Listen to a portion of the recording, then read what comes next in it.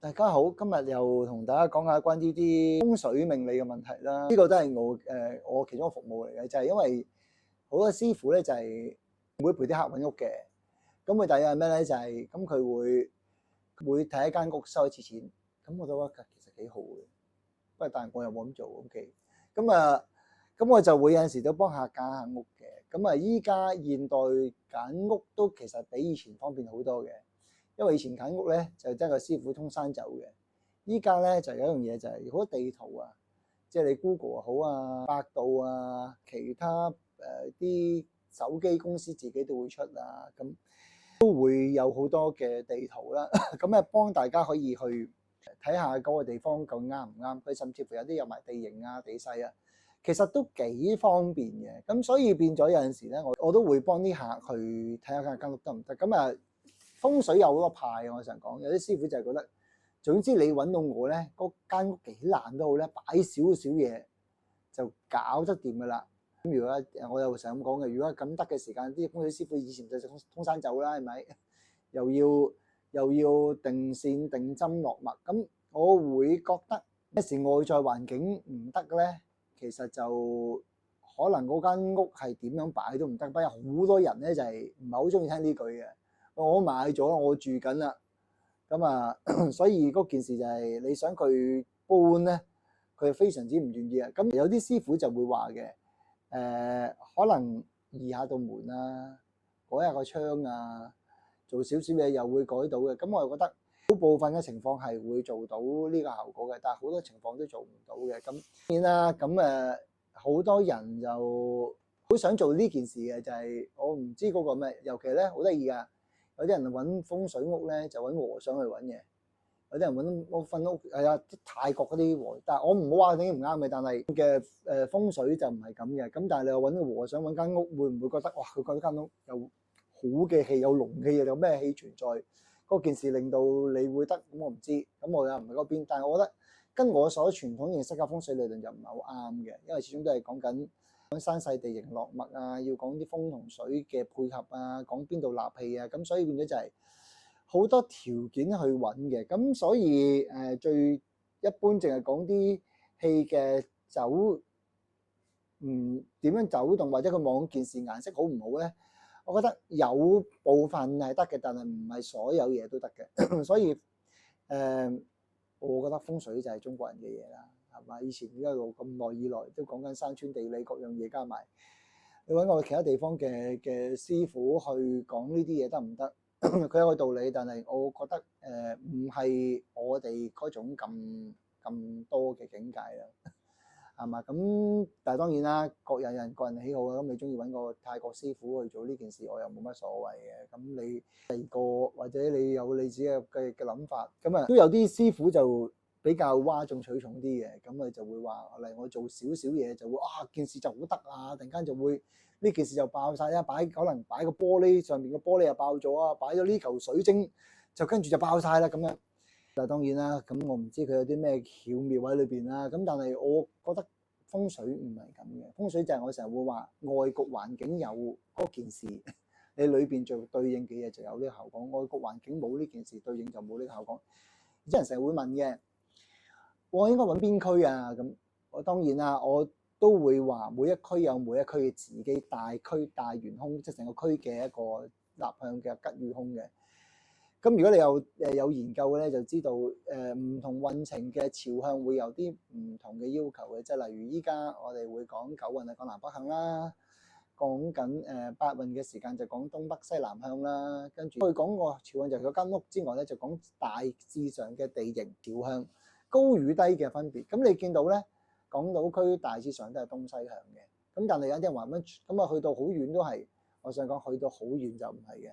去到柴灣唔係嘅，有人同我講柴灣真係唔係咧，柴灣兩邊凹咗落去嘅，西營盤嗰邊都仲係算係打橫，去到就係再遠啲，轉彎位會落翻落去。跟住另外你睇地圖睇 Google Map 知啊，柴灣嗰邊係斜咗落去嘅 ，OK， 所以嗰件事唔啱嘅，唔係港島區所有地方都，不過大致上嘅大嘅朝向。咁你留意到佢主要幹道，跟翻個主要幹道走，你就知個主要幹道會令到你個地方係咩朝向㗎啦。咁但係當然啦，咁唔係個個師傅都會睇呢件事，或者唔係個個師傅都會考慮呢件事。咁但係當然仲有啲師傅真係唔係好識呢件事都有嘅。咁但係我唔講嗰啲啦，都係咁講之餘咧，咁啊仲有我哋講山管人丁水管財，咁好得意嘅喎。有啲客就同我講：喂，我要咩咧？我要有錢好，係啦，姻緣好，人緣又好，連個仔女讀書嘅文昌都好。有風水咧，我成日講一件事就係山管人丁水管財，山好就管山，就管人丁；水好就管財。山水啱位置，都件事都難啊，因為山嗰邊啱，通常水又唔啱；水啱，山又唔啱，山水都啱。件事嘅山仲要利文昌利組合嗰樣嘢，非常困難。所以有陣時揾屋嗰啲咧，成度講揾最長嗰啲揾咗1-2年都揾唔到嬲。我真係試過咧，有啲揾唔到嬲咗，冇再揾我。啊咁，但係我都要講2個故事嘅，就係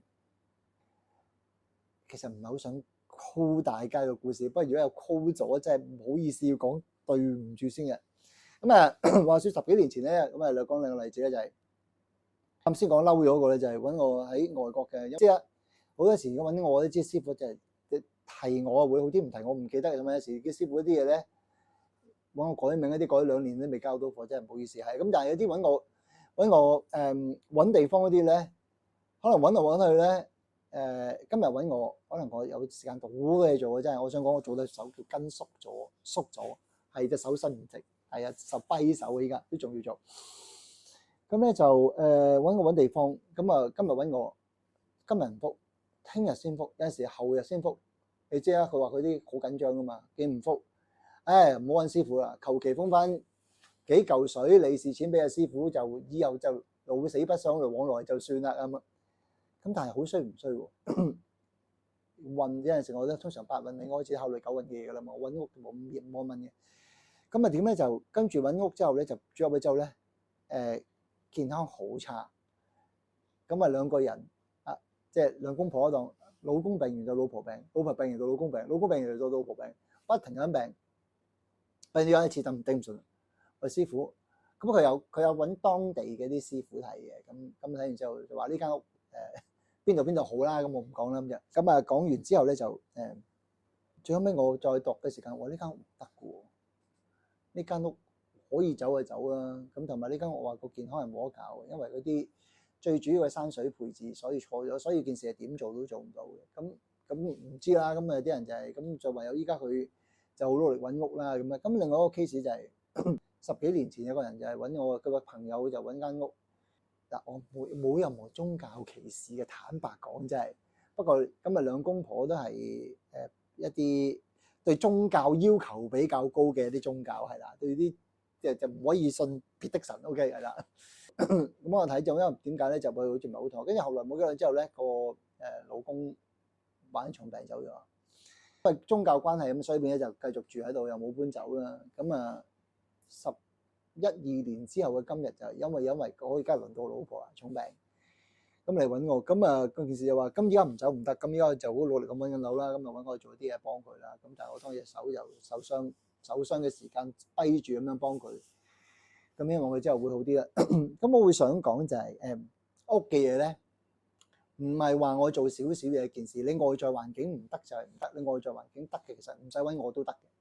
只不過所以點解我成日叫啲人會有陣時真係唔得要搬屋，因為你外在環境完全唔得嘅時間，屋裏邊做乜嘢都冇效果。所以點解要咁辛苦去揾間屋？就係外邊環境有嘢，山同水同埋其他嘅路口氣口各樣嘢都配合呢件事先幫到你。有啲嘢就係我有試過，有啲人就問我，即係我都冇辦法嘅，就係因為唔係我揾間屋，係甚至我啲徒弟去過揾嘅咧，就係。佢喺山間屋喺個山，即係一個好大香港比較出名嘅山上邊嘅。咁啊，咁但係嗰間屋嗰間山嘅後山成作得好大好嚴重，所以點做咧佢啲病都好緊要啊，所以點搞都搞唔掂。咁所以亦都係調翻轉就會需要做好多嘢去處理啦。咁所以有陣時就話揾錯屋要咩時間？如果你真係揾錯屋咧，咩時間去揾個師傅睇啱？我上個揾錯屋嘅第一時間揾個師傅就救咗你先。但係當然啦，個師傅救你嘅方法可能叫你搬啦，咁你搬唔到未？我成日都話，如果山水配置唔啱，我好難令到件事喺地獄變翻上天堂嘅，因為冇嘢借啊嘛。最多令你件事係18層地獄變到15層啊、12層啊咁樣，咁好難先上翻地面。再難嗰件事係令到你轉好啦，好難。咁所以變咗有陣時就係你冇辦法啦，我就會搬。咁但係當然啦，你話唔係我搬，我簽咗2年約咯，我搬入嚟半年我就病到死下咁樣，咁你睇下個業主會唔會俾你走咯？唔俾你走咪唯有硬食咯。咁咪做一啲嘢去補救啦。咁如果你問我有冇啲嘢可以補救嘅，咁咪睇下究竟啲山水配置上邊有啲唔需要屋企唔要嘅嘢擋住唔俾入嚟咯，趕咗出去啦，係咪？咁所以呢啲就係一啲比較將啲差納氣嗰啲改翻啦。咁但係當然啦，你嗰啲吉納氣，你嗰個邊係埲牆嚟㗎，唔可以叫你鑿牆開個窿去吸氣㗎，係咪？咁呢啲又難，咁所以變咗想做啦。咁但係有時都冇辦法㗎。咁但係你幾時需要揾個師傅就即係呢個啲人問啦。咁你有幾時揾個師傅就係你忍到幾時忍唔住，你可以到死之前嗰刻先揾個師傅嘅。咁但係當然最好唔好啦，係咪？咁如果可以覺得差啲有問題嘅，即係快啲揾人睇下啦。咁如果你唔係差到即刻要走屋，咁有啲要取捨啦。取捨咧就係其實間屋咧冇取捨嘅喎，間屋定咗邊個生肖咩人佢特別差嘅喎，只不過件事你取唔取捨嗰個人啫喎。OK 係啦，所以間屋冇取捨啦。只不過就問題就係話你嗰件事你見到以佢死喎，你救唔救佢啫？我冇有啲好得意㗎嘛。又講少少啦，有陣時啲屋咧比較容易撞鬼嘅。OK，咁啊個老公咧就係一路覺得冇嘢啊，冇事啊，幾時佢覺得需要搬咧？就係大家都冇，突然間老公都撞鬼嘅時間就需要搬啦。OK。咁即係話個老公係取捨其他人，係啊，不過老公佢唔會取捨佢自己，大家就撞到咪大家走咯咁。但係有冇咁嘅人？有嘅師傅，有啲老公係咁，但係我亦都有見過老婆話唔好嘅老公都會走，都有嘅。睇下究竟你想點咯。咁啊係兩個問題嘅。第一個問題風水幾耐睇一次，第二個問題就係如果風水好好咧，幾耐睇一次？風水好好嘅地方咧，佢山水配置啱，你啲開窗又啱，開門又啱。其實你唔使睇風水嘅，即係你好運緊，使乜睇風水啫？我有啲客咧介紹過，有啲客啊唔知你留意到咧，即係佢留意就唔好意思係啦。佢介紹話，佢介紹嗰個客咧都話你唔準嘅喎。係啊，因為點解咧？佢啲客個個都係二世祖嚟㗎嘛。我話二世祖係唔需要準嘅，佢就係覺得天下間我最犀利啦。我咪睇下你有幾勁咯，你都冇乜特別勁係咪？你話我唔好，我幾好係咪？通常幾時啲人先至覺得師傅準嘅？師傅講你唔好嘅，你真係唔好咗，咁咪唔準咯。但係佢有個 tolerance，令到個唔好嘅嘢其實都唔係好唔好啫。大不了冇嘢做，咪翻屋企啦，係咪？咁所以嗰啲亦都唔特別需要睇風水，所以啲二世祖我好難睇得好好嘅。不過即管你介紹到，咪大家困下咯，係咪？咁又唔需要救嘅，即係點翻轉講冇事冇幹，你救佢做咩啫？係咪？地啦，如果個風水個人佢自己冇事，個風水冇事冇幹咧，好多人真係唔係需要即刻睇嘅。咁但係當然啦，你有問題你冇幫我睇啦，或者你想保證間屋冇問題，你幫我睇下都好嘅。咁但係當然啦，絕大部分嘅屋都好少乜嘢都好嘅，梗有啲好有啲唔好，或者有啲好嘅時間，有啲唔好嘅時間。不過你住入去好嘅時間，你未覺啫。到你覺得佢唔好嘅時間，你就會揾師傅噶啦。OK。咁所以風水幾耐睇一次就係，如果你唔想啲唔好嘅運，即係當然啦，你間屋冇得救嘅，咁你咪做快啲走咯。咁但係你間屋又唔係特別好差，又唔係特別好好，咁你咪得閒你覺得有需要咯，你一年睇一次啦。咁因為我啲飛星成日轉噶嘛，係咪？有啲唔除咗飛星之外，屋外環境會成日轉嘅，例如突然間啲改路啊、作樓啊嗰啲咧，你需要留意嘅。咁總之嗰啲有改變你就需要睇啦。咁另一方面就係你特別差嘅時間未睇咯。如果唔係你咪一年睇一次咯。咁但係你話我都好好喎，唔需要睇都得，冇所謂。咁因為風水就係你有陣時就係住 naturally 好，我當旺嘅時間我唔睇得㗎。人都需要睇風水，唔係嘅。有啲人我旺由頭到尾，因為間屋係加減分嘅啫。我間屋將我運氣打去7折，我都仲有剩，咁咪唔使睇咯。咁但係點解轉咧？真唔係好運喎，間屋打我7折，我死㗎咯喎，係咪？我間屋加分加少啲我都死，咁咪可能要揾啲好啲屋咯。所以其實睇個個狀況唔同。咁所以冇一定嘅，咁所以如何揾風水屋就比較難啦。咁我提過個坐向啦，你又反而翻個區九運嘅南北向睇下邊個地方幫到你啦。佢講就係有咩時間啊，幾時先去睇咧？你留意翻之前嗰啲嘢就得㗎啦。記住啊，我哋依家啲片咧會擺 YouTube，記得 comment、like and share。OK，下次再同大家講關於其他玄學小知識。拜拜。